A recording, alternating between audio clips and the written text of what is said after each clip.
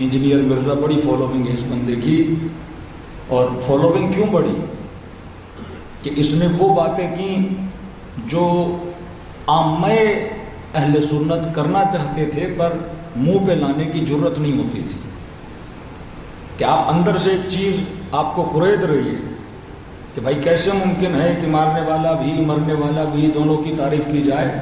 یہ کچھ ایسی باتیں ہیں جو ان نیچرل ہیں، غیر فطری باتیں ہیں، کہ کیسے ہم یزید کی تعریف کر سکتے ہیں اور کیسے ہم یہ بول سکتے ہیں کہ امام حسین علیہ باللہ غلطی پر تھے۔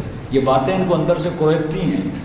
اب ایک بندہ اٹھتا ہے وہ صرف اندر کی بات کرتا ہے، جو فطرت کی بات ہے، جو حق و باطل کی بات ہے، لیکن اتنی باتیں کرنے کے بعد بھی وہ بھی کسی نہ کسی جگہ پہ اٹک جاتا ہے۔ اس کا ریزن کیا ہے؟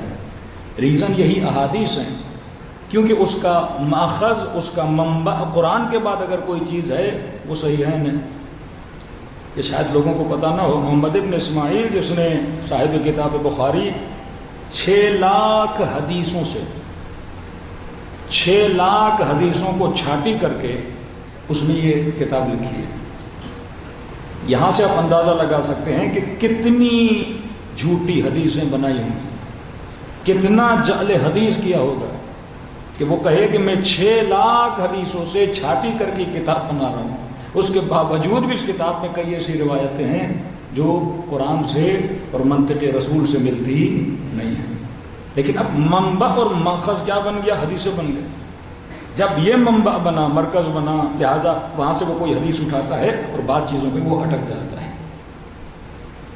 شخصیات میں اگر کسی کو حق بنایا تو علی بن ابی طالب کو بنایا، اور فرمایا روایات میں اگر کوئی حدیث سمجھ میں نہ آئے تو اس کے لیے اگر کسی کو مرکز بنایا تو وہ قرآن کریم کو مرکز بنایا، کہ چاہے حدیث کے آگے قال رسول اللہ لگا ہو یا کسی بڑی شخصیت کا نام لگا ہو، فرمائے کوئی بھی حدیث میری قرآن کے مفہوم یا آیت سے ٹکرائے اسے اپنے جوتے کی نوک پہ رکھ لینا، یہاں فرمایا اسے دیوار پہ مار دینا اگر یہ اصول قرآن کی مخالفت کرتی ہے۔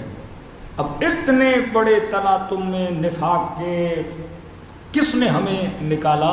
محمد اور آل محمد نے نکالا، کہ آج ہماری نسلیں کنفیوز نہیں ہیں کہ حق کیا ہوتا ہے، باطل کیا ہوتا ہے۔ کہ میں بارہا کہہ رہا ہوں کہ آج یہ سننا بڑا آسان ہے کہ ایک بندہ امام حسین کے لشکر میں ہے، ایک بندہ یزید کے لشکر میں ہے۔ شب عاشور لشکر یزید میں اصحاب یزید نے غسل شہادت انجام دیا ہے، یعنی یہ نہیں کہ سارے کے سارے لالچ میں آئے ہوئے تھے، مال غنائم کی لالچ میں، کہ آج کا مسلمان جب یہ سنتا نواس رسول کو قتل کر دیا، کہ ان کو نہیں پتا تھا نواس رسول ہیں؟ علم رکھتے ہوئے کہ نواس رسول ہے قتل کیوں کر رہے ہیں؟ کیونکہ بیک اپ میں ایسی حدیثیں ان کو سنائی گئی تھی کہ آج کا مفتی بھی منبر پہ بیٹھ کے یہ کہتا ہے کہ رسول خود، وہ آج جرت نہیں ہوتی ان کو بیان کرنے کی، ورنہ مسلم بخاری ان حدیثوں سے بھرا ہوا ہے۔ ان کے بڑے بڑے فقہا، ان کے بڑے بڑے علماء نے ان حدیثوں کو صحیح و سند قرار دیا ہے، نسبت رسول کی طرف کے کلمے نے تھوڑی سی مثال دی کہ 20 سال کے عرصے میں حدیثیں بنائی گئیں۔ امیر شام کو پتا تھا کہ علی میرے مقابلے میں آئے، پھر حسن میرے مقابلے میں آئے، اب آپ سوچئے 20 سال کوئی مقابلے میں نہیں آ رہا، اور یہ جرت پیدا ہو جانا کہ اپنے بعد یزید کو اپنا ولی عہد بنائے، جبکہ امت کو پتا تھا یہ بندہ فاسق ہے، اور بڑے بڑے لوگوں سے اپنے بیٹے کے لیے بیعت بھی لے لینا۔ پورے مدینے سے حسین ابن علی مخالفت کر رہے ہیں نا، لیکن دوسرے اکابر نے بیعت کر لی نا۔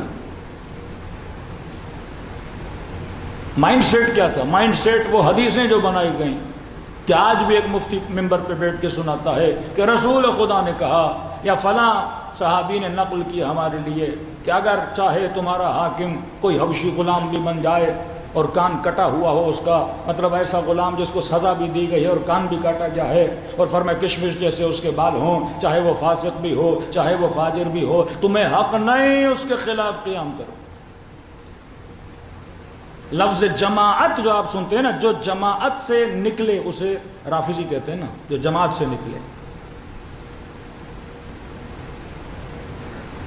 پہلے صرف یہ تھا کہ اس کی مخالفت کرنا گناہ ہے، پھر یہ تھا دل میں مخالفت کر سکتے ہیں، زبان پہ مخالفت نہیں لا سکتے، پھر یہ کہا کہ اگر مخالفت کریں گے تو اس کو قتل کرنا بھی کیا ہے، جائز ہے جو مخالفت کرے گا. امت خاموش ہو گئی. حدیث رسول ہے، ہم حاکم کے خلاف قیام نہیں کر سکتے. ابو ذر سے نقل ہے، ہم حاکم کے خلاف قیام. علی بن ابی طالب سے حدیث جوڑ دی انہوں نے کہ علی نے کہا ہے کہ اگر کوئی مجمع میں علی والا بھی ہو وہ علی کا نام سن کے چپ ہو جائے کہ بھائی میرے مولا نے کہا، میں کیسے قیام کروں. اب ازر سے جوڑ دیا، جناب عمر سے جوڑ دیا، اکابر اصحاب سے جوڑ دیا. فیکٹری لگا دی حدیث بنانے کی کہ بخاری کا لکھنے والا کہے کہ میں نے 6 لاکھ حدیثوں کی چھاٹی کی ہے، 6 لاکھ. اب جس طرح آپ مجمع میں بیٹھے ہیں، میں مولوی اور سر پہ امامہ رکھ کے آپ کو کہوں حضرت علی نے کہا، کوئی پوچھے گا مجھ سے مولانا کس کتاب سے کہہ رہے ہو حضرت علی نے کہا؟ مجمع تو مولوی پہ شک نہیں کرتا نا کہ مولانا صاحب سید جو کہہ رہے ہیں صحیح ہے. اس زمانے میں بھی عامہ ناس تھے، کسی پہ تابعی کا ٹیگ ہے، کسی پہ صحابی کا ٹیگ ہے، کسی پہ پتہ نہیں امت کے ماموں کا ٹیگ ہے، یہ بڑے ٹیگ لگے ہوئے تھے. اب اگر کوئی منبر پہ عامہ مردم علی بن ابی طالب کو اگر سب و شتم کر رہے ہیں تو کچھ مان کے کر رہے ہیں نا سب و شتم. وہ عبادت سمجھتے تھے حضرت علی کو برا کہنا، کیونکہ ایک بڑا بندہ آ کے بیٹھ کے امت کو کیا کر رہا ہے، گمراہ کر رہا ہے. ایک عام آدمی مسلمانوں کے لیے اتنا خطرناک نہیں ہوتا جتنا مولوی خطرناک ہوتا ہے. عام آدمی کیا کرے گا، شراب پیے گا، زنا کرے گا، چھوٹی موٹی چوریاں کرے گا، کسی کے ایمان کو تو خراب، امت کے ایمان کو تو خراب نہیں کر سکتا نا، اپنا ایمان خراب کرے گا. دنیا کو تباہ جاہلوں نے نہیں کیا، عالموں نے کیا ہے. جاہل ریڑھی لگائے گا، جاہل کو چھوٹا موٹا کام کر دے گا، لیکن سب سے زیادہ نقصان دنیا کو کس نے پہنچایا؟ ایٹم بم کسی جاہل نے بنایا تھا. ویتنام پہ اور مختلف ملکوں پہ جو بم گرائے گئے کسی جاہل نے گرائے تھے. لیکن جہر اور علم کی تعریف اہل بیت کے مکتب میں اور ہے، جیسے میں کہتا ہوں پڑھا لکھا جاہل جو اپنے علم کو شیطان کی خدمت میں استعمال کرے. تبھی علم تزکیہ نفس بڑا ضروری ہے. بیٹے کو ڈاکٹر بنانے سے پہلے علم تزکیہ دو، بیٹی کو یونیورسٹی بھیجنے سے پہلے علم تزکیہ دو. کسی خاتون سے شادی کرنے کے بعد اسے علم تزکیۃ النفس دو تاکہ بچہ پیدا ہو تزکیہ تو کر سکے. کہ آج خوشی خوشی کہیں کہ مولانا بیٹا ڈاکٹر ہے، بیٹا انجینئر ہے، بیٹا یہ ہے، بیٹا وہ ہے. اچھا بھائی ڈاکٹر تو بن گیا، لیکن یہ بتاؤ نیک بھی ہے کہ نہیں؟ انجینئر بن کے رشوتیں لیتا پھرے، ڈاکٹر بن کے کسائی بنتے گھومتا پھرے، یہ کیسی تربیت امیر المومنین ہے؟ کہ ڈاکٹر بنانے سے پہلے اسے تزکیے کا علم دو. یزکیہم ویعلمہم الکتاب والحکمہ، اے حبیب ان کا تزکیہ کر، ان کو علم کتاب دے، اور علم کتاب دینے کے بعد ان کو حکمت بھی دے. امت کے وہ عالم جو حکیم نہیں تھے، جن کے وقت کے تقاضوں کا نہیں پتا. آج اگر پوری امت شیعوں کو خدا نخواستہ کافر کہے، کس نے سکھایا اس کو کہ یہ کافر ہے؟ کراچی میں جب جلوس نکلا تھا، میں نے برملا کا نوجوانوں کو میں نے کہا ایک کیمرہ لو، ایک موبائل لو، یہ جتنے جلوس میں ان سے جا کے انٹرویو لو، ایک ایک بندے کو پکڑو اور بولو شیعہ کافر ہے، کہتے ہیں کافر ہے. بولو کیوں؟ ہمیں نہیں پتا، مولوی صاحب نے بولا ہے. ایک بندے کو نہیں پتا کہ آج تک ان کے پڑھے لکھے لوگ تراویح پر بھی اعتراض کرنے لگے. بھائی نبی سے تو ثابت ہے ہی نہیں، لیکن امت کرتی ہے کیونکہ مفتی صاحب نے کہا ہے. اسی طرح کئی احکام، کیونکہ عوام تو بیچاری ہے، عوام مفتی کے پیچھے لگے گی، مولوی کے پیچھے لگے گی. تو اگر کوئی امام حسین کو شہید کرنے بھی آ رہا ہے، شب عاشور کیا واقعات پڑھیں گے، پریشان ہو جائیں گے. صفیں لگی ہیں صرف اس لیے غسل شہادت کر رہے ہیں کہ کل ہم جہاد کر رہے ہیں خوارج سے. کہ اعلان کیا جاتا ہے شام میں باغیوں کا لشکر آ رہا ہے، باغی جنہوں نے خلیفے کے خلاف بغاوت کی ہے اور اسلام سے خارج ہو گیا ہے. انعام آ کے لے رہے ہیں. حبیب کا سر لایا 100 درہم انعام دو. حسین کا سر لایا انعام دو. مسلم کے 2 یتیم بچوں کے گلے کاٹ لیے کہ میں انعام چاہیے کیونکہ یہ اسلام سے نکلے ہوئے. اب اس میں کچھ لالچی تھے, کچھ واقعاً یہ سوچ کے, جس طرح آج کا ایک جوان خودکش بمبارڈمنٹ بنتا ہے وہ لالچ میں نہیں بنتا, اتنا برین واش کیا جاتا ہے کہ بھائی جنت میں جانا ہے. کہ میں نے کسی مبارکہ میں واقعہ پڑھا کہ خودکش جوان کو پکڑا گیا افغانستان میں تو اس کی جیکٹ سے 2 چمچ بھی نکلے. کہ بھائی تم مارنے گئے تھے, چمچ کاہے کے؟ کہ مفتی صاحب نے کہا تھا شہادت کے بعد پہلا ڈنر رسول کے ساتھ ہے, لہذا ہم نے چمچ بھی رکھ لیے. جہاں جہاں اندھیرا ہوگا, جہالت ہوگی, وہاں علی نہیں ملے گا.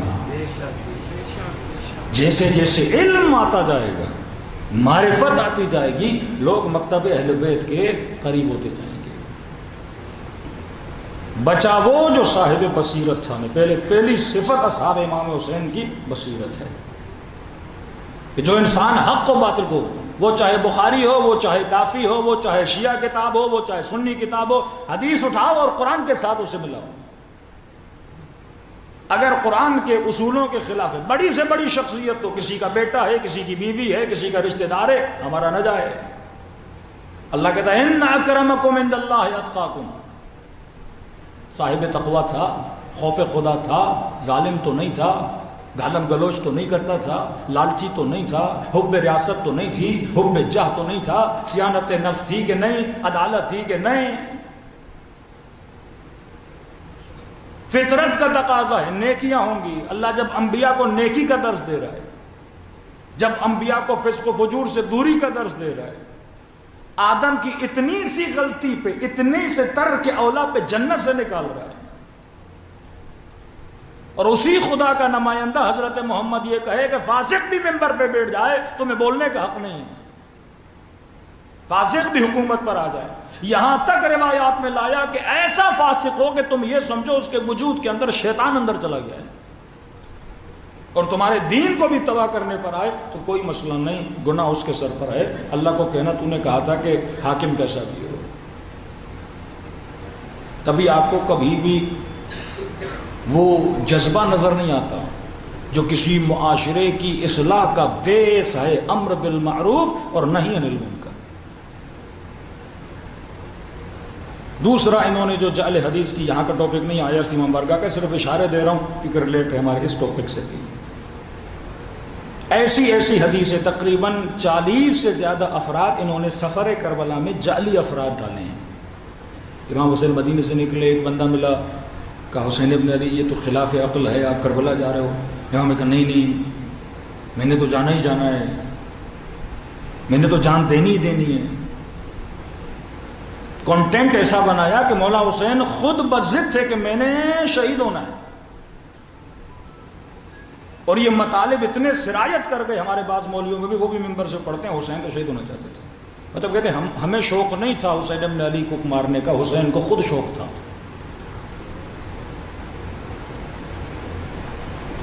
دوسرا, غلطی تو کی, اتنی سختی یزید کو نہیں کرنی چاہیے تھی, لیکن کہ اصل غلطی علیاذ باللہ حسین کی تھی, کیونکہ رسول کی حدیث ہیں حاکم کیسا بھی ہو. امام شافعی, ابن تیمیہ, سب فقہا کا یہی حکم ہے کہ رسول کی حدیث تھی حاکم کے خلاف قیام نہیں کرنا. اب آپ بتائیے اگر امام حسین قیام نہ کرتے, ان ساری جھوٹی حدیثوں کے چہروں پہ تماچا نہ پڑتا. اپنے قیام سے بتایا کہ یہ میرے نانا کی سیرت نہیں ہے, جو میں کر رہا ہوں وہ میرے نانا کی سیرت ہے. کہ حسین منی وانا من الحسین, کل میں تمہارے درمیان نہ رہوں, میرا حسین تو تمہارے درمیان ہے. جو حسین کرے وہ سمجھو نبی کر رہا ہے. مجھے کب پتا چلے گا حق کیا ہے باطل کیا ہے؟ فرمایا یہ ہیں, ان کے چہروں کو دیکھو.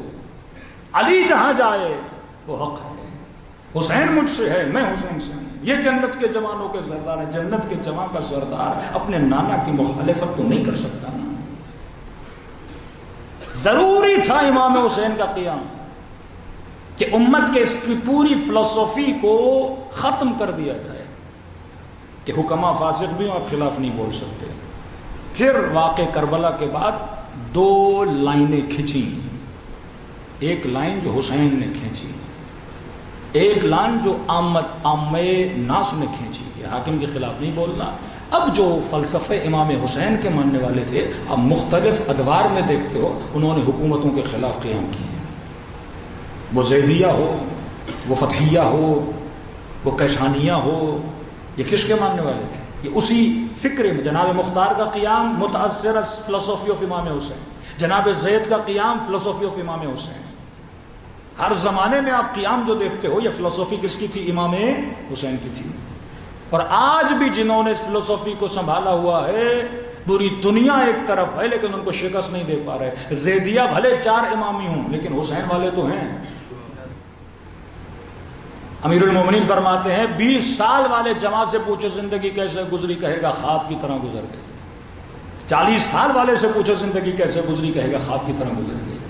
70 سال کے بوڑھے سے پوچھو زندگی کیسے گزری, کہے گا خواب کی طرح گزر گئی. کہ جو زندگی خواب ہے اس زندگی کے لیے اپنی آخرت کو تباہ و برباد نہ کرو. دنیا فانی, آخرت ابدی. کہاں گھر چاہیے؟ آخرت میں. نعمتیں آخرت میں. اس دن میں دنیا کی کوئی نعمت نہیں جو ہمیشہ کی ہو. لذتیں بھی تھوڑی تھوڑی دیر کے لیے. طلب ہوگی کھانے کی, پیٹ بھر جائے گا, پھر بڑے چرغے ورغے بھی رکھو, بندے کا دل ہی نہیں ہوتا کھانے کا. کسی بھی چیز کی آپ کو طلب ہو لمیٹڈ. کبھی یہ سوچا کرو اللہ نے لذت کو لمیٹڈ کیوں رکھا ہے؟ کسی بھی لذت کو دائمی کیوں نہیں بنایا کہ لوگ لذتوں کو بڑھانے کے لیے کبھی دوائیاں کبھی مختلف چیزیں استعمال کرتے کہ لذت بڑھے. یہ نہیں سوچ رہے کہ خدا نے لذت کو محدود کیوں بنایا. یہ بتانے کے لیے کہ لذتیں محدود ہیں, یہاں کبھی بھی انلمیٹڈ لذت نہیں مل سکتی. اور پھر کبھی سوچا کہ لذت کا اینڈ خدا نے اتنا نجس کیوں بنایا. بہترین کھانا کھاؤ انتہا نجاست ہے کہ بندہ دیکھنا پسند نہیں کرتا, بدبودار نجاست بن جاتی ہے. یہ بتانے کے لیے کہ دنیا کی انتہا یہ ہے کہ اولہ جیفہ, اولہ نطفہ وآخرہ جیفہ, جس کی ابتدا نطفہ پھر خوبصورت بچہ بنتا ہے, پھر خوبصورت جوان بنتا ہے, وآخرہ جیفہ. اور پھر انتہا یہ ہوتی ہے کہ کتنی بھی باپ سے محبت ہو مر جائے, ایک دن سے زیادہ کوئی جنازہ باپ کا زمین پہ نہیں رکھتا کہ جلدی دفن کر. کہ کیوں؟ کہا ایسی بدبو آئے گی, معصوم فرماتے ہیں کہ اپنے باپ سے کراہت ہونے لگے گی. محبت باقی رہے, دفن کر دے. ایک جانور مردار سے زیادہ انسان کے بدن میں بو آتی ہے.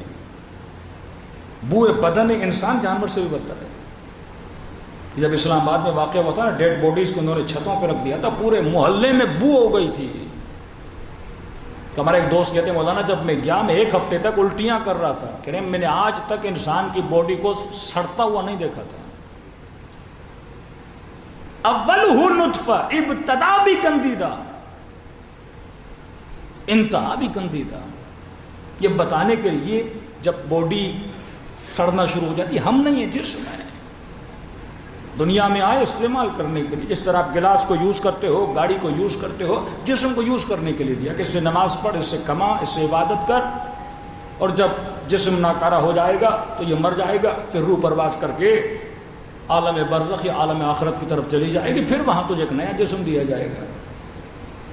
لیکن دنیا میں آنے کے بعد انسان اتنا گم ہو جائے کہ بس ہے تو بس یہی جسم ہے, صبح سے شام تک جسم پر ہی توجہ رہے. کہ میں نے پچھلے سال یہ روایت پڑھی تھی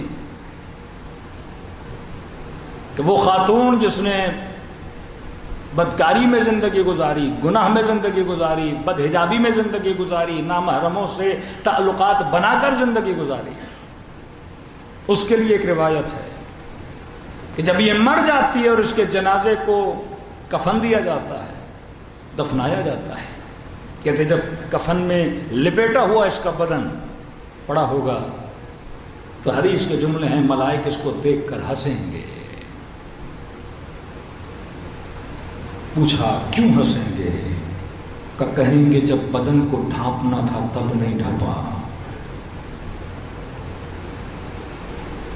اب جب کسی کام کا نہیں رہا یہ بدن تو بدن کو ڈھانپ رہی ہے۔ پھر جب اس کے جنازے کو قبر میں اتارا جائے گا پھر ہنسیں گے۔ کہ کیوں ہنس رہے ہو ملائکۃ اللہ؟ کہ جب اس نے گھر کے اندر بیٹھنا تھا تب تو گھومتی رہی، کبھی اس بازار میں، کبھی اس بازار میں، کبھی فلاں محفل میں، کبھی فلاں محفل میں، اور آج جب کسی کی کشش اور توجہ اس کے بدن پر نہیں ہے تو اسے قبر کے اندر ڈھانپا جا رہا ہے، چھپایا جا رہا ہے۔ کبھی کچھ کام دنیا میں کرنے کو ہوتے ہیں وہ مرنے کے بعد ہو رہے ہوتے ہیں۔ نماز پڑھائی ہے جنازے پہ، جناب نے کبھی نماز پڑھی نہیں۔ کب بیدار ہو جائے انسان اگر ولایت پذیر بننا ہے۔ اصحاب حسین کو دیکھو کہ آج میں ایک روایت پڑھ رہا تھا جناب مختلف صحابی امام حسین کے نام میرے ذہن میں نہیں ہے، یہ صحابی قاری قرآن تھا، بصرے کا تھا، بہترین قاری قرآن۔ اصحاب امام حسین کہتے ہیں جب یہ بصرے میں ہوتا تھا تو یہ زیادہ ہنسی مذاق نہیں کرتا تھا۔ یہ ٹاپک میرا کل کا ٹاپک ہے، لیکن کا شب عاشور خیام حسینی میں ہنسی مذاق تھا، خوش تھے یہ لوگ۔ قطعاً یہ نہیں تھا کہ کل ہم مارے جائیں گے، نہیں، نہ خوف موت ہے، اس قدر مقام یقین تھا کہ کل شہید بھی ہو گئے تو کیا رسول خدا سے ملاقات کریں گے۔ اس قدر زندگی یقین سے گزاری کہ پرواہ نہیں کہ کل موت آ جائے گی۔ تبھی فرمایا اے ولایت کے حصار میں رہنے والو، حاسبو قبل ان تحاسبو، اس سے پہلے کہ اللہ کے تیرا حساب کرے تو اپنا حساب و کتاب کرنا شروع کر دے۔ کل میں نے 3 نشانیاں بتائیں، میرے 11ویں امام فرماتے ہیں کہ نشانی یہ ہے اگر کوئی شیعہ ہے وہ دوسرے شیعہ کا خیال رکھتا ہے، جب وہ اللہ کی سبیل پہ چلتا ہے تو وہ موت سے کبھی ڈرتا نہیں ہے۔ اور فرمایا علی والوں کا بھی اکرام کرتا ہے اور امیر المومنین کا بھی اکرام کرتا ہے۔ صلوات پڑھیں محمد علیہ وسلم۔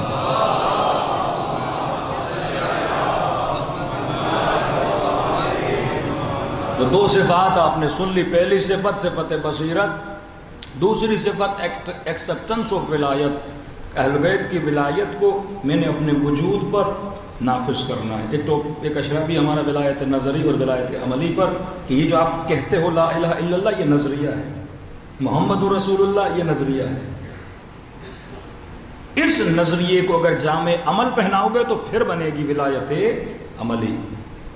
جس طرح میرے پاکستان کا مطلب کیا، لا الہ الا اللہ یہ نظریہ ہے، عمل میں مطلب کیا، لوٹو مارو کھاؤ پیو اور بھاگو، ساری ملکیتیں پاکستان سے باہر بناؤ، عوام پہ ٹیکس لگاؤ۔ نظریہ بیان کرنے میں کسی کا کیا جاتا ہے، اچھے اچھے سلوگن، اچھے اچھے نعرے، علی کا طرز زندگی منافقت کی موت ہے۔ یہ آپ کا بھی طرز زندگی منافقت کی موت ہے کہ نہیں، یا صرف نعرے بنانا ہم سیکھتے ہیں؟ تو وہ طرز زندگی بنا وہ ہے ولایت عملی، نعرہ ہے ولایت نظری، لا الہ الا اللہ نظریہ، محمد رسول اللہ نظریہ، علی ولی اللہ نظریہ۔ کہ ہمارا استاد ایک بڑی اچھی مثال دیتے تھے کہ آپ کسی گھر میں گئے، اے سی لگا تھا، تو آپ نے دیکھا اے سی بہت اچھی کولنگ کر رہا ہے، بھائی کس کمپنی کا اے سی ہے، بھائی فلاں کمپنی کا اے سی ہے، ٹھیک ہے، آپ کا نظریہ بنا کہ اگر کمرے میں اے سی لگا ہو تو کمرہ ٹھنڈا ہوگا۔ سیدھے گئے آپ دکان پہ اور آپ نے اے سی لیا اور کمرے میں لگا دیا، 1 گھنٹہ 2 گھنٹہ 4 گھنٹے گزر گئے، کمرہ ٹھنڈا ہی نہیں ہو رہا۔ آپ نے فون کیا، جناب آئیے، آپ کا کمرہ تو بڑا ٹھنڈا تھا، ہم نے اے سی تو دیوار پہ لگا دیا ہے پر کمرہ ٹھنڈا نہیں ہو رہا۔ وہ آ گئے کہ جناب اے سی لگایا تو ہے لیکن اسے آن بھی تو کرو، صرف نظریہ نہیں، اسے کھولو بھی، کرنٹ بھی دو اسے۔ جب تک اے سی آن نہیں ہوگا تب تک کمرہ ٹھنڈا۔ اللہ کہتا قولوا لا الہ الا اللہ تفلحوا، کہو لا الہ الا اللہ، کامیاب ہو جاؤ گے۔ اب مسلمان کے مولانا ہم تو ڈیلے اللہ کہتے ہیں، لیکن کامیابی کہاں ہے؟ ذلت ہمارے نصیب میں، رسوائی ہمارے نصیب میں، رشوت ہمارے نصیب میں، گٹر ہمارے نصیب میں۔ پوری امت کہہ رہی ہے لا الہ الا اللہ، تفلیحو کہاں چلا گیا؟ قولو کا مطلب ہے نظریہ بھی ہو اور لا الہ الا اللہ والا عمل بھی ہو۔ کہوں اللہ کے علاوہ کوئی الہ نہیں، لیکن دل میں نے الہ کسی اور کو بنایا ہوا ہو تو پھر فائدہ نہیں۔ تو جب تک ولایت پذیری نہیں ہوگی، ایکسیپٹنس آف ولایت نہیں ہوگی، تب تک نہ امام زمانہ کا ظہور ہوگا، نہ ہمارے وجود میں نور پیدا ہوگا۔ فرمایا من اخلص اللہ 40 یوما، جس نے 40 دن اللہ کے لیے خلوص کے ساتھ گزارے، اللہ کی آواز آتی ہے طہرت ینابیع الحکمہ، میں اس کے دل پر حکمت کے چشمے جاری کر دیتا ہوں کہ صرف 40 دن خلوص کے ساتھ گزار، پھر عمل جب کرے گا تو خدا تمہاری زندگی میں حکمت بھی عطا کرے گا، نور بھی عطا کرے گا۔ صلوات پڑھے محمد والے محمد۔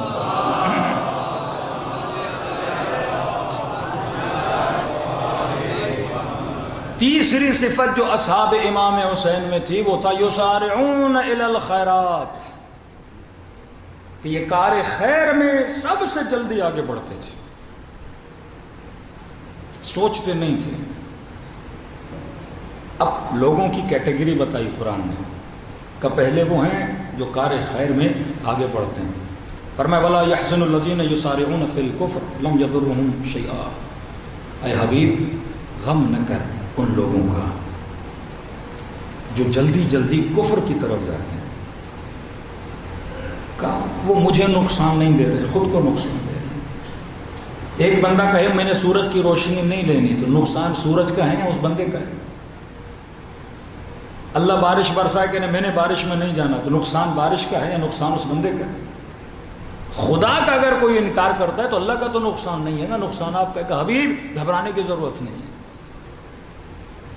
کہ کچھ لوگ وہ ہیں جو کار خیر میں جلدی کرتے ہیں، کچھ لوگ وہ ہیں جو یسارعون فی الاسم والعدوان، یہ بدکاریوں میں جلدی جلدی کرتے ہیں جانے کی، گناہ میں مبتلا ہونے کی ان کو بڑی جلدی ہوتی ہے۔ اب یہاں فرمائے دو لوگوں کی کیٹیگریز ہیں۔ کچھ لوگ گناہ میں اس لیے جاتے ہیں کیونکہ ان کو خیر اور شر کی پہچان نہیں ہے۔ کسی نے یزید کو خیر سمجھ لیا تو اس کے پیچھے لگا ہوا ہے، اور علی اعوذ باللہ کو امام حسین کو غیر خیر سمجھ رہا ہے تو امام حسین کے پیچھے نہیں جا رہا۔ حبیب ابن مظاہر کو یہ پہچان تھی کہ خیر کیا ہوتا ہے، شر کیا ہوتا ہے، کہ یہ پہچان آپ کے اندر ہونی چاہیے کہ واقعاً خیر کیا ہے، شر کیا ہے۔ رسول خدا نے جب حبشہ میں لوگوں کو بھیجا تو ان میں سے ایک شخص تھا عبداللہ ابن جہش، جناب جعفر بھی گئے، کئی لوگ حبشہ گئے ہجرت کر کے تبلیغ کے نیت سے، لیکن یہ بندہ جب وہاں گیا اس کے بجائے کہ یہ کرسچن پہ تبلیغ کرتا، جب دیکھا کہ ان کی محفلوں میں شراب ہے اور مختلف نشستیں ہو رہی ہیں، یہ بندہ بھی شرابی بنا اور اس نے اسلام کو چھوڑ کے کرسچن ہو گیا، اور اسی دین میں وہاں پہ رہتے ہوئے مر گیا اور واصل جہنم ہو گیا۔ یہ ہے یسارعون بالاسم والعدوان، گناہ میں بہت جلدی پڑ جاتے ہیں۔ ہمارے کئی ایسے نسلیں جو یہاں سے پاکستان سے جان بچانے کے خوف سے یورپ چلے گئے، یو کے چلے گئے، آسٹریلیا چلے گئے، سب کی بات نہیں کر رہا، کچھ ایسے کیسز میری نظروں میں آئے، وہاں گئے، یہاں جان بچے، اور وہاں ان کی نسلیں کرسچن بن گئی۔ بعض اوقات ماحول اتنا امپیکٹ ڈالتا ہے انسان کے اوپر، اتنی طاقت ہے۔ تبھی فرمایا اولاد کی تربیت بڑی اہم ہے۔ آج ہم نے صرف یہ کہا مولانا میرے مرنے کے بعد کہیں بچہ غریب نہ ہو جائے، لوگوں کی حوالے اپنی اولاد کو نہیں کر سکتا، ذرا دولت بنا لوں، ذرا مال بنا لوں، اس کو پریشانی نہ ہو، بینک بیلنس بنا دوں، اس کے لیے گھر بنا دوں۔ ذرہ برابر توجہ نہیں رکھی کہ جناب دولت و مال و گھر تو بنا کے جا رہے ہو، یہ تو امیر شام بھی یزید کو سب چیزیں دے کر گیا تھا۔ اسے ہدایت بھی تو دے کر جا کہ حق کیا ہے باطل کیا ہے، کہ وہاں بیٹی جوان ہو حجاب اتار دے، وہاں بچہ بڑا ہو کسی ہندو سے جا کے شادی کر لے، آج سب سے بڑا خطرہ نسلوں کا ہے، سب سے بڑا خطرہ ایمان کا ہے. کہ کہتے ہیں مولانا اس ملک میں رہتے ہیں تو روزگار نہیں، وہاں جاتے ہیں پیسہ ہے تو ایمان نہیں، کریں تو کیا کریں؟ یہاں بھی رکے تو پھنسیں، وہاں بھی جائیں تو پھنسیں. اور جب سب کچھ مل جاتا ہے اب کہتے ہیں واپس آئیں تو آ نہیں سکتے، کیونکہ جو بچہ اس ماحول میں بڑا ہوا، فیسلٹیز میں بڑا ہوا، وہ آئے گا پاکستان کی لوڈ شیڈنگ میں.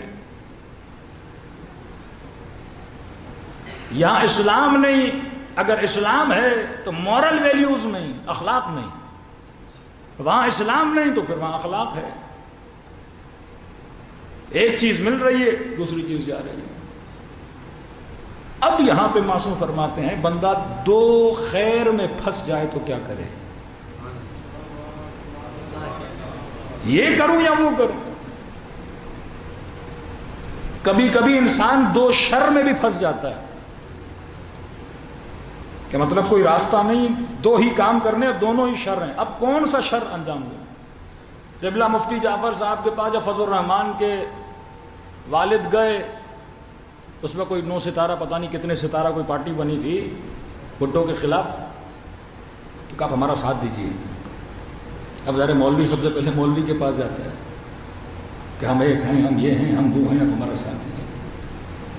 قبلہ مفتی جعفر صاحب نے کہا کہ میرے سامنے 2 بیماریاں ہیں، بھٹو بھی بیماری ہے، تم بھی بیماری ہو. تم بڑی بیماری ہو، بھٹو چھوٹی بیماری ہے، تو میں چھوٹی بیماری کا ساتھ دوں گا. وجوہات بھی بتائیں. تو کبھی کبھی بندہ دو شر میں پھنس جاتا ہے، کون سا کام انجام؟ وہاں بھی انسان کو پتہ ہونا چاہیے میں نے کون سا کام. کبھی کبھی دو خیر میں پھنس جاتا ہے.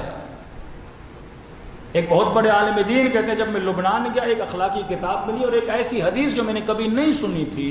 وہ حدیث کتب اخلاقی پہ کام کر رہے تھے کہ شیطان کے گمراہ کرنے کے حربے کون کون سے ہوتے ہیں. کہ ایک حربہ شیطان کا ایسا تھا جو میں نے کبھی سوچا بھی نہیں تھا کہ یہ لعین اس راستے بھی انسانوں کو گمراہ کرتا ہے.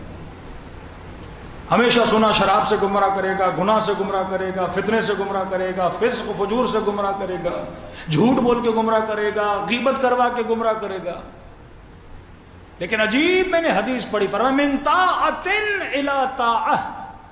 اس کا گمراہ کرنے کا ایک حربہ یہ ہے کہ یہ ایک طاعت کو دوسری طاعت سے لڑا کر مومن کو گمراہ کرتا ہے. اب ایک مولا کا خالص عزادار ہے جو جھوٹ نہیں بولتا، جو الیاذ باللہ شراب نہیں پیتا، جو بدکاری میں نہیں پڑتا. اب شیطان اس کو کیسے گمراہ کرے گا؟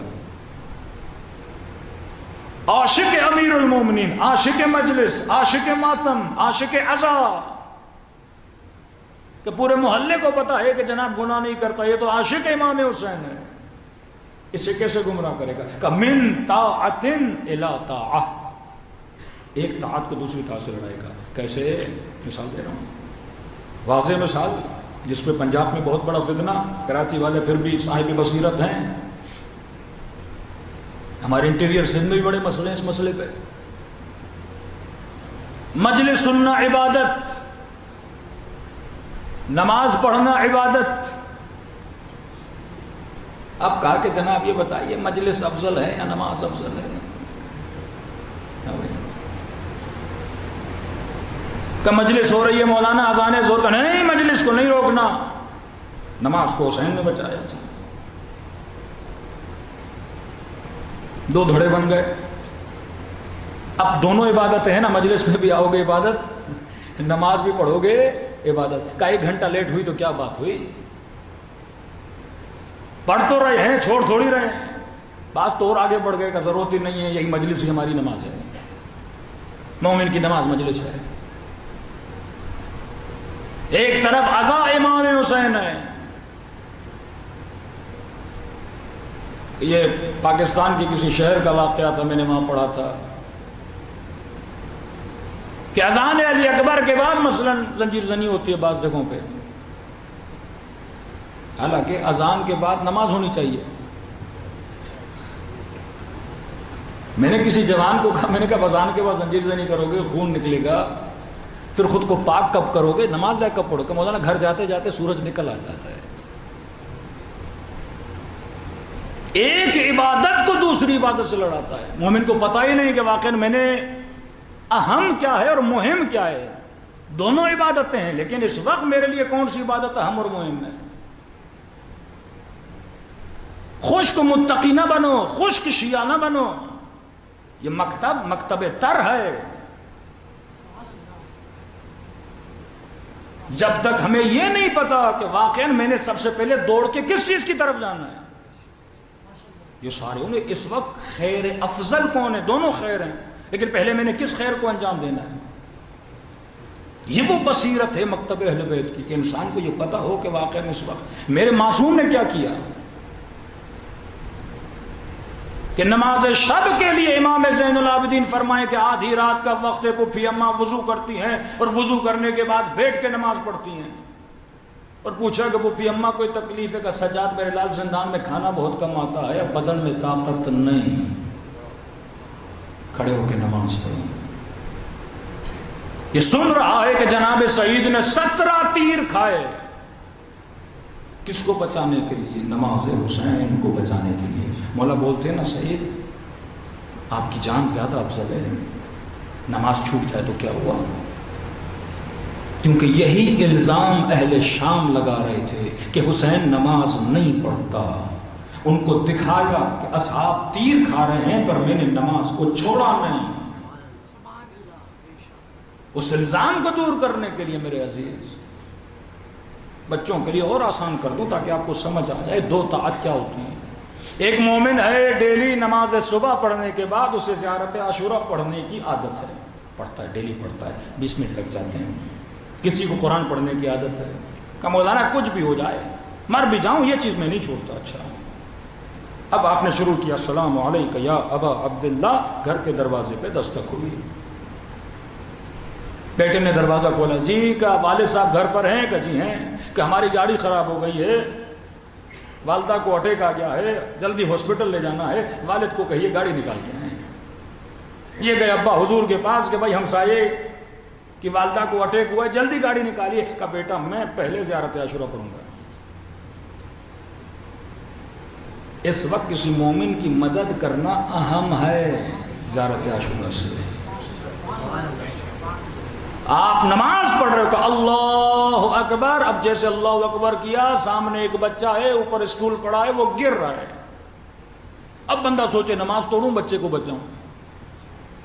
اس وقت کہ مولانا ہم تو بڑے متقی ہیں، زندگی گزر گئی کسی نامحرم کو نہیں دیکھا، کسی نامحرم سے ہاتھ نہیں ملایا، زندگی گزر گئی ہم نے ایسی تقوی اختیار کی ہوئی ہے. گلستان جوہر میں چل رہے تھے، اچانک بارش آ گئی اور یہاں کے ہلکی سی بارش میں آدھا سیلاب آ جاتا ہے. گٹر کے ڈھکن ویسے ہی کھلے ہوتے ہیں اور آپ چل رہے تھے، اچانک کوئی خاتون نیچے جا رہی تھی کہ نہیں مولانا صاحب نامحرم کو ہم ہاتھ نہیں لگا سکتے، مرتی ہے تو مر جائے. اب 2 مسئلے نا، نامحرم کو ہاتھ لگانا حرام، کسی کی جان بچانا واجب، دونوں عبادتیں ہیں. اس وقت میں نے کون سا خیر انجام دینا ہے، یہ حکمت ہے. اے حبیب یزکیہم ویعلمہم الکتاب والحکمہ، ان کا تزکیہ کرو، ان کو تعلیم کتاب دو اور آخر میں ان کو حکمت بھی دو. اب معاشرے میں کئی ایسے لوگ ہیں تزکیہ ہے علم نہیں، علم ہے حکمت نہیں. جب تینوں چیزیں مل جاتی ہیں پھر یہ کمپلیٹ مومن پھر بنے گا سلمان فارسی، پھر بنے گا حبیب ابن مطہر، جسے پتا ہے کہ میں نے کب کون سا کام انجام دینا ہے. صلوات پڑھیں محمد و آل محمد.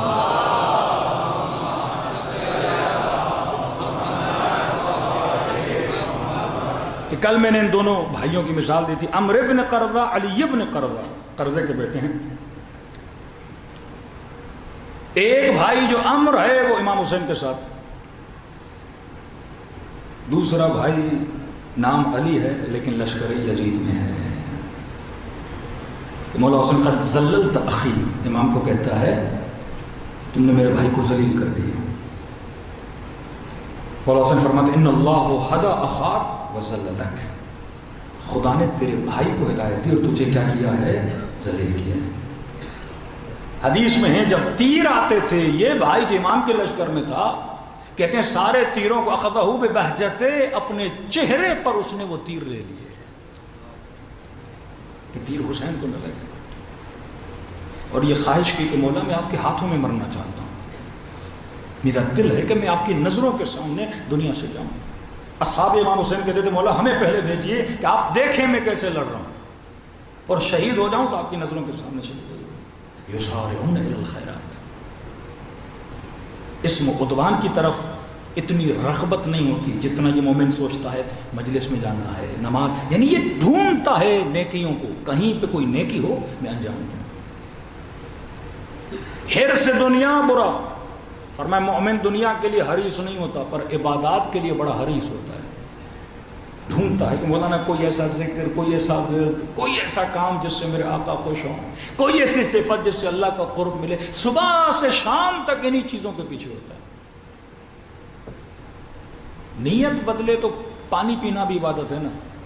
دعائے کمیل میں آپ کیا پڑھتے ہو؟ اللہم قوّ، میرے بدن کو طاقت دے، تاکہ لخدمتک، تاکہ میرا بدن کس کی خدمت کر سکے؟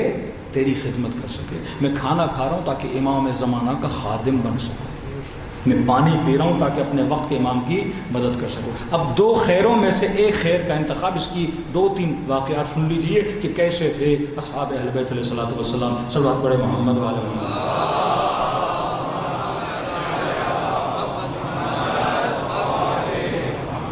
امام حسن مجتبیٰ کے پاس ایک جوان آتا ہے، کہتے ہیں مولا مجھے مال کی ضرورت ہے، تھوڑا تنگ دست ہوں۔ امام نے فرمایا کہاں سے آئے ہو؟ کہ مولا جس بستی میں رہتا ہوں وہاں سارے کے سارے آپ کے دشمن ہیں۔ بعض مومنین آتے ہیں مولانا ہم وہابیوں کے علاقوں میں رہتے ہیں، سارے شیعوں کے دشمن ہیں۔ اچھا، امام نے کہا کتنے دشمن ہیں؟ کہ مولا مسجدوں میں جگہ جگہ چوراہوں پہ آپ کی اہانت کرتے رہتے ہیں، کبھی حدیثیں پڑھ کے آپ کی مخالفت کرتے ہیں، کبھی دلیلیں بنا کے آپ کی مخالفت۔ امام نے کہا یہ بتا کیا پسند کرو گے، تجھے پیسے دوں یا تجھے 4 دلیلیں سکھاؤں جس سے ہمارے دشمن کا منہ بند ہو جائے؟ دونوں میں سے کس کو پسند کرو گے؟ پیسہ دوں یا 4 دلیلیں دوں کہ اس مجمع میں جا کے اس کو وہ دلیلیں سناؤ اور جو توہین کر رہا ہے وہ توہین بند ہو جائے؟ عقل مند ہے کہ مولا پیسہ نہیں چاہیے، وہ دلیلیں دیں مجھے تاکہ آپ کے دشمن کو جواب دے سکوں۔ دونوں خیر ہے نا، پیسہ بھی ملے گا اس کے لیے خیر ہے، دلیل بھی اس کے لیے، لیکن خیر افضل کون ہے؟ بہتر کیا ہے؟ امام نے کہا میں تجھے آزما رہا تھا، پیسے بھی دے رہا ہوں، تجھے دلیلیں بھی سکھا کے بھیج رہا ہوں۔ بندے کو یہ پتہ ہونا چاہیے۔ جناب جعفر 13 سال کے بعد حبشہ سے لوٹے، تربیت ابو طالب، ایک بیٹا جعفر، دوسرا بیٹا علی ابن ابی طالب۔ ایک کی مثال دی نا، وہاں جا کے مسیحی بن گیا، جعفر 13 سال میں مسیحی نہیں بنا، کئیوں کو مسلمان بنایا اس نے۔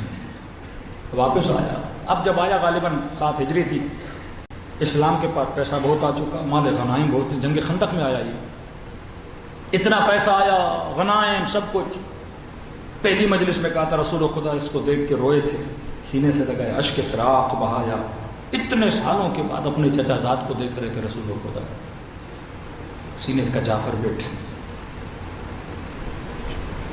کہ جعفر بڑی زحمتیں اٹھائیں حبشہ میں، جی یا رسول اللہ بتاؤ کیا کیا کیا نہیں کیا، سب بتائے۔ کہ جعفر الحمدللہ اب ہمارے پاس سب کچھ ہے، بتاؤ کیا چاہیے، جو کہو میں تجھے دوں، گھر بھی دوں، سواری دوں، غنائم میں سے پیسہ دوں، جو مانگو جعفر۔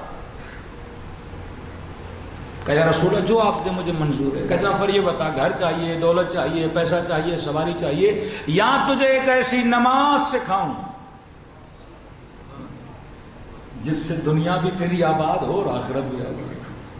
کہ یا رسول اللہ گھر دولت نہیں چاہیے، بس وہ نماز بتائیے، خیر افضل۔ تو آج تک نماز جعفر طیار سے مشہور ہے۔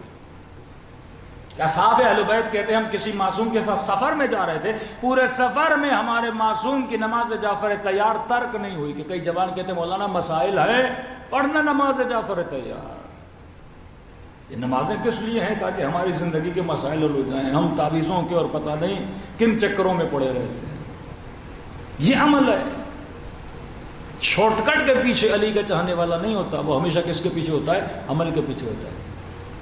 درزی نے 2 لباس دیے، ایک 3 درہم کا، ایک 5 درہم کا، بہترین کپڑے۔ امیر المومنین نے جو مہنگا تھا وہ قمر کو دے دیا۔ قمر نے کہا یا امیر المومنین آپ مولا ہیں، میں غلام ہوں، آپ اچھے والا پہنیے۔ مولا نے کہا کہ قمر علی کی جوانی گزر گئی، تو ابھی جوان ہے، تیرے بدن پہ یہ لباس زیادہ جچتا ہے اور علی کو پسند ہے کہ تو یہ لباس پہن۔ کون سا کام کب کرنا ہے؟ مولا علی نائی کے پاس جاتے ہیں، نائی مولا کی مونچھوں کو بنا رہا ہے، کیا دیکھتا ہے؟ امیر المومنین کے ہونٹوں میں جنبش ہے۔ کہتے ہیں مولا تھوڑی دیر کے لیے ہونٹ تو روکیے۔ امام فرماتا علی ایک لمحے کے لیے بھی ذکر خدا کو فراموش نہیں کرنا چاہتے۔ صلوات پڑھے محمد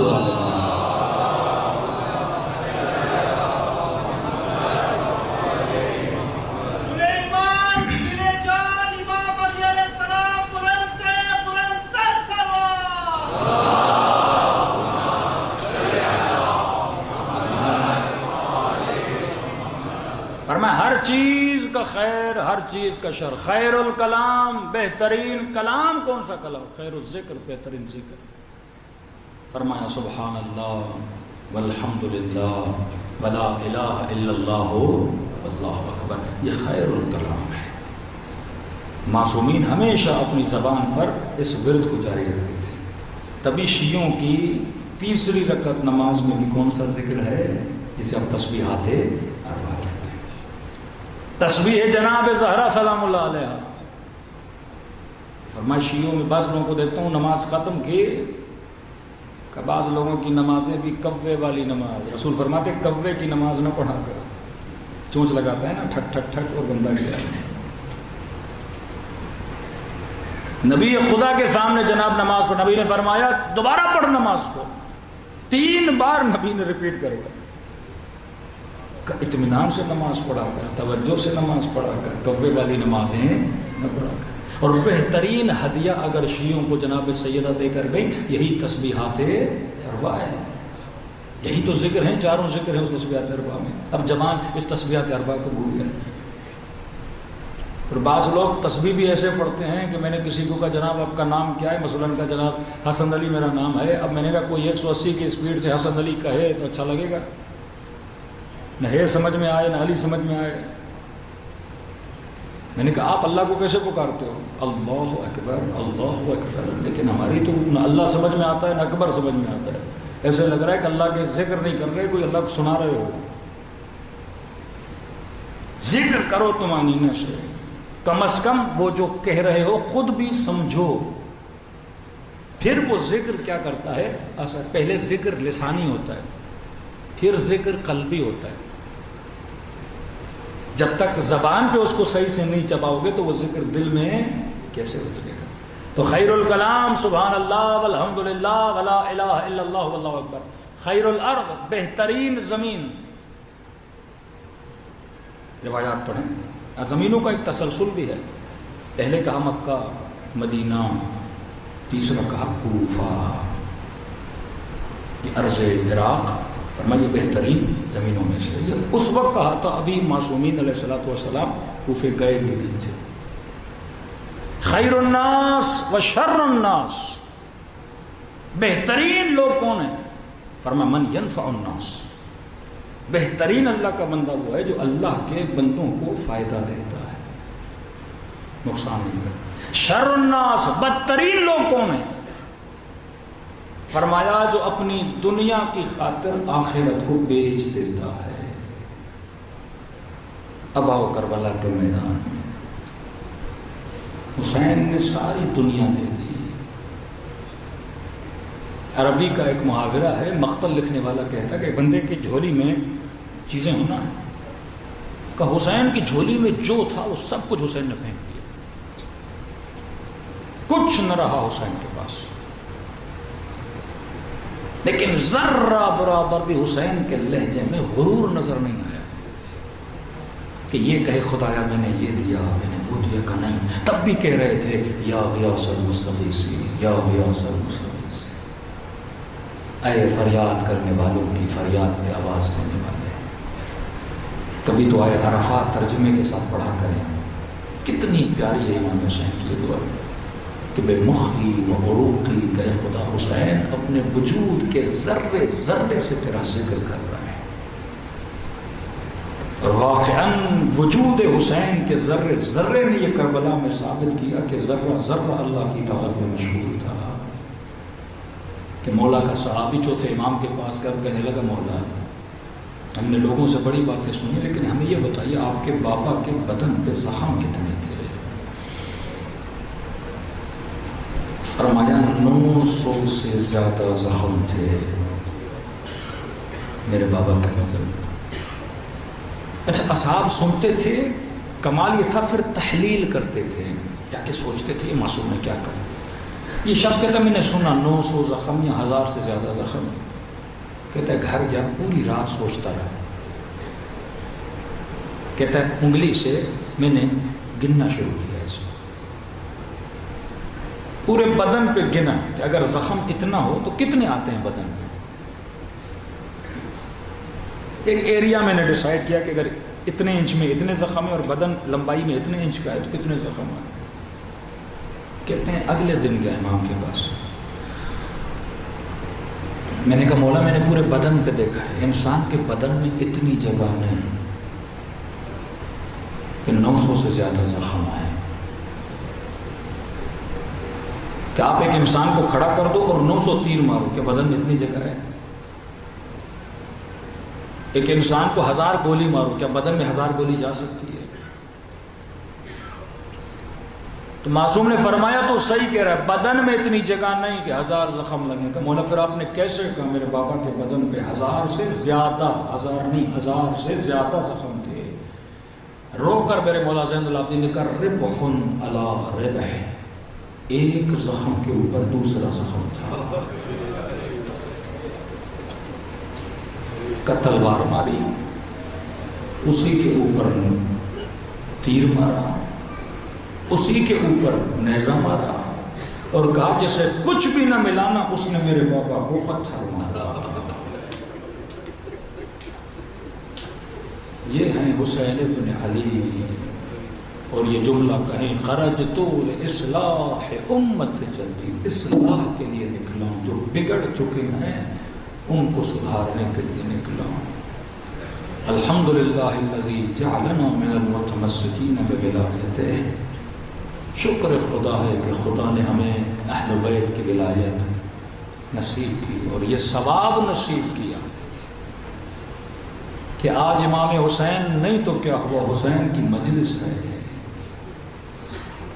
پر میں بس رو کے اتنا کہو یا لیتنا کننا معکم، مولا کاش میں ہوتا، کہ اگر خلوص دل سے کہو کہ خدا شہید کربلا کا ثواب تجھے عطا کرے گا، کہ واقعاً میں ہوتا تو اپنی جان کو آپ پہ قربان کرتا۔ اتنی ایکسپٹنس و ولایت میرے وجود میں ہے کہ خلوص دل سے میرے جد کو سلام کرو، خدا ثواب زیارت حسین عطا کرے گا۔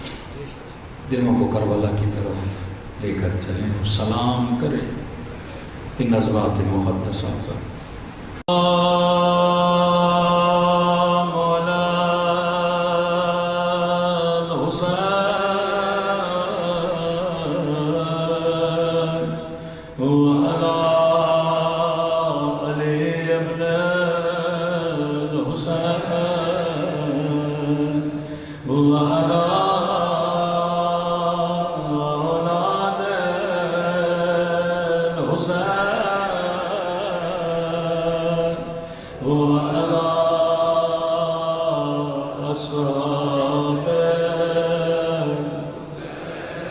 بلند آواز سے سلام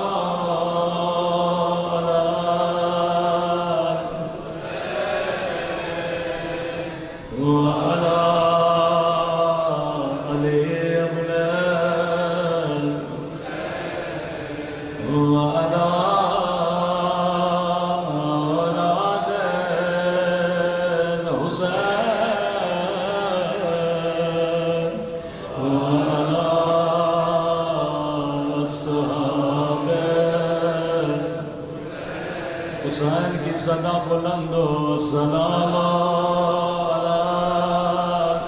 الحسين وعلى آل ابن وعلى أولاد الحسين وعلى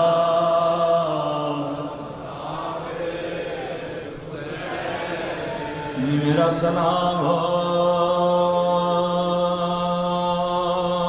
رباب کی اجڑی ہوئی گودی پہ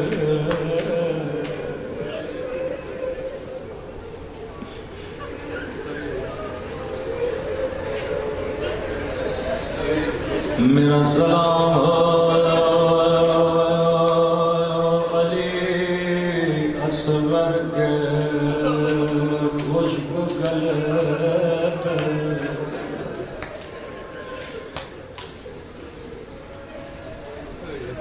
کچھ عزادار کربلا گئے آغائے کشمیری کا زمانہ تھا یہ مولا کا عزادار کبھی ذریعہ حسین کا بوسہ لے کبھی حبیب کی قبر کا بوسہ لے کبھی گنج شہداء کا بوسہ لے یہ خادموں سے پوچھتا رکھا مجھے بتاؤ علی اصغر کی قبر کہاں ہے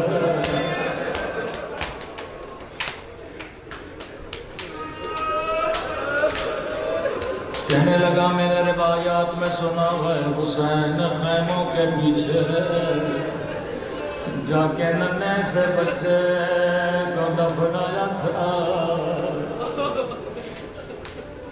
وہ جگہ کہاں ہے خدا میں حرم نے کہا ہمیں بھی نہیں پتا علی اصغر کا بدن کہاں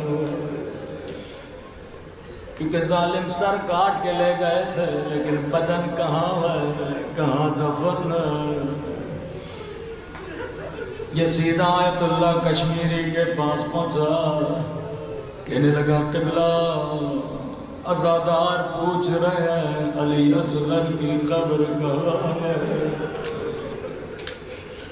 آبائے کشمیری کہتے ہیں میں نے بھی آج تک نہیں سوچا تھا کہ قبر کہاں ہے میں نے کہا عزادار کل آنا یا پرسوں میں کتابوں میں دیکھوں گا یہ مومن چلا گیا اور کشمیری کہتے ہیں پوری رات میں مقتلوں کو ڈھونڈتا رہا کہ مجھے پتا چلے رباب کے بچے کی قبر کہاں ہے فرماتے مجھے کسی کتاب میں نہیں ملا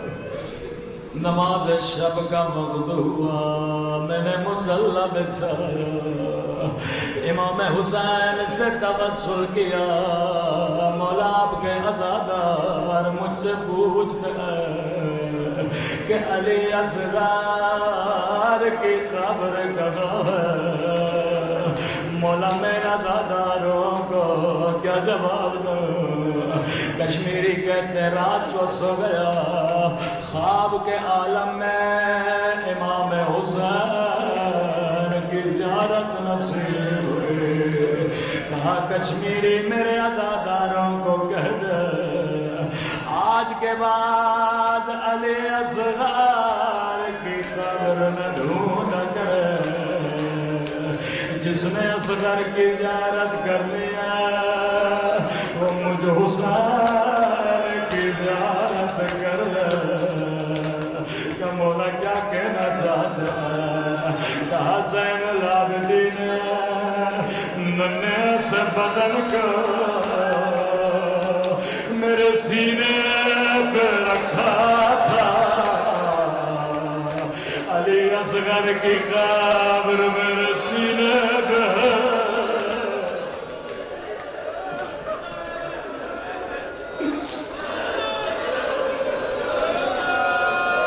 ننھا سا باب الہوا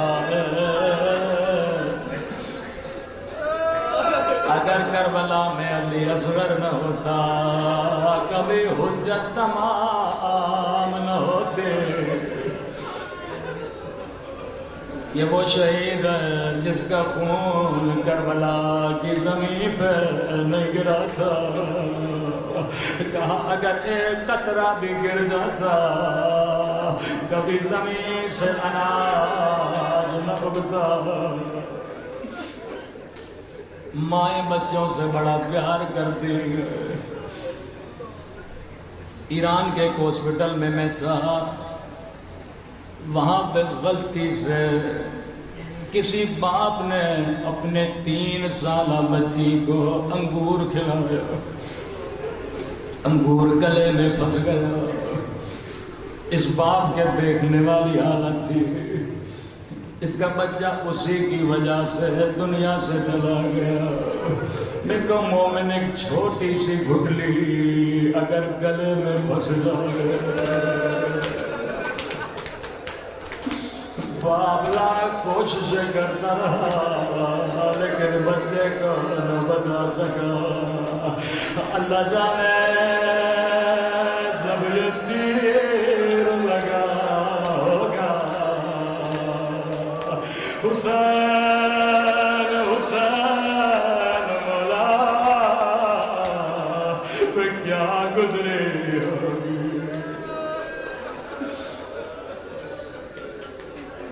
جب خیمے میں گئے روایت کے جملے 2-3 طرح کی روایتیں ہیں. جو مشہور روایت ہے وہ پڑھ رہا ہوں. فرمایا میدان میں آواز حل من ناصر ینصرنا. ابھی کوئی شہید کوئی اہل حرم باقی نہ رہا. رباب کہتی ہے بچے نے جیسے آواز سنی رونا شروع کر دیا. یہاں تک کہ علی اصغر نے خود کو جھولے سے گرا دیا.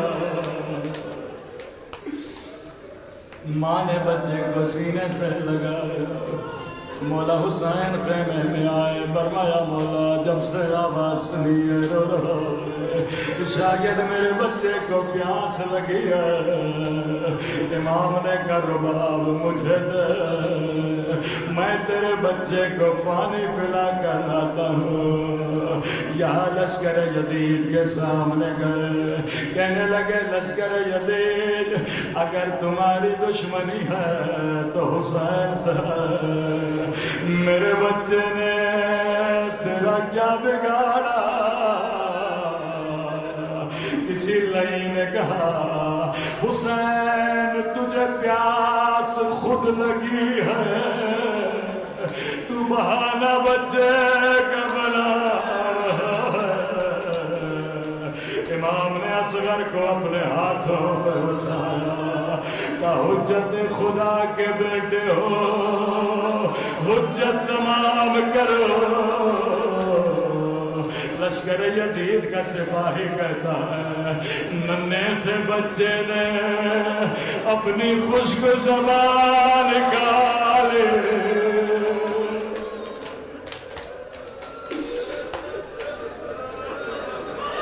راوی کہتا ہے لشکر یزید منہ چھپا چھپا کے رونے لگا. ابن سعد نے کہا حرملا کہیں لشکر میں انقلاب نہ آ جائے. اقتا کلام الحسین. راوی کہتا ہے لئین نشانہ لیا لیکن تیر و کمان گر گیا. دوبارہ نشانہ لیا لیکن ہاتھوں سے تیر گرا. ابن سعد نے کہا حرملا کیا حسین سے ڈرتے ہو یا علی اصغر سے؟ کہ میں حسین سے نہیں ڈرتا لیکن جب تیر چلاتا ہوں ایک کالے برقعے میں بی ہے سر پہ قرآن ہے. حرملا 6 مہینے کے بچے نے وہ تیرا کیا بگاڑا.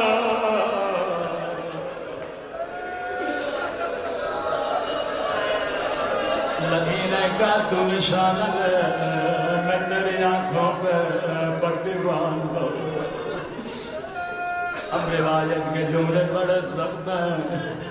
रावी कहता है अरबों के यहाँ दो तरह के तीर होते थे, एक तीर इंसानों को गिराने के लिए, एक तीर घोड़ों को गिराने के लिए। लही ने वो तीर लिया जिसका वजन असगर से ज्यादा था। यहाँ तीर कमा से निकला मिनल उज़्न इलाल उज़्न।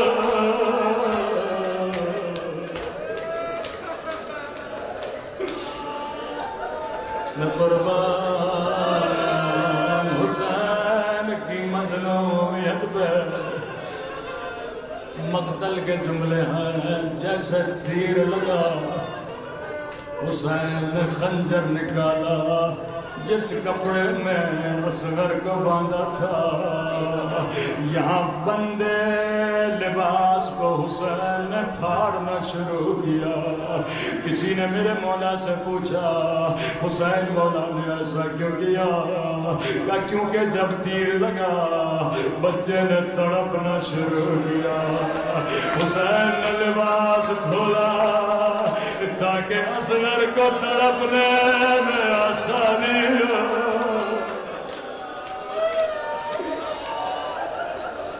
इंशाअल्लाह शब आशूर अमाल आशूर अंजाम दोगे। रस्म मुँह में चंद कदम आगे जाता है, चंद कदम पीछे आता है। ये सुन्नत हुसैन है। बच्चे के लाशे गलिया यहाँ सोचते थे खेमे में जाऊं फिर वापस आते थे, माँ कैसे बर्दाश्त करेगी?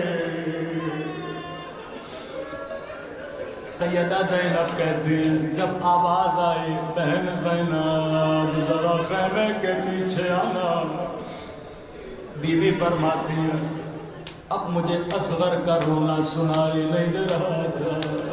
मैंने ये समझा अली असगर को पानी मिल गया, लेकिन जब हुसैन के पास गए क्या देखा? दो नन्हे से कदम खून में रंगे, हुसैन की दाढ़ी खून में रंगे।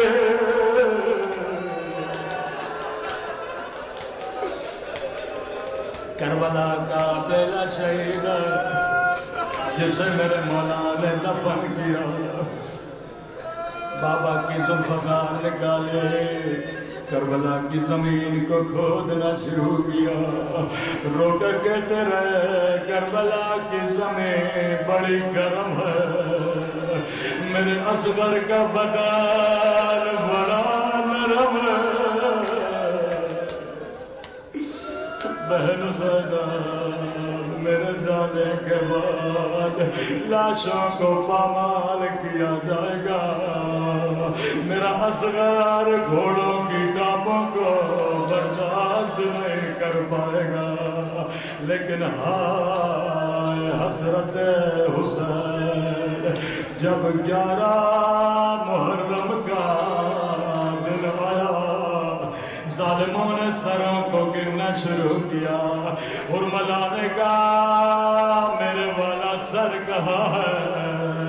किसी लहीने का मैंने देखा था, हुसैन ने खेमों के पीछे बच्चे को दफन किया था। लही ने हुक्म दिया 40 नेज़ा बरदार घोड़ों पे सवार हो। यहाँ ये मंजर रुबाब देख रहे थे, यहाँ नेज़ा जमीन में जाता था, यहाँ रुबाब की फरियाद है।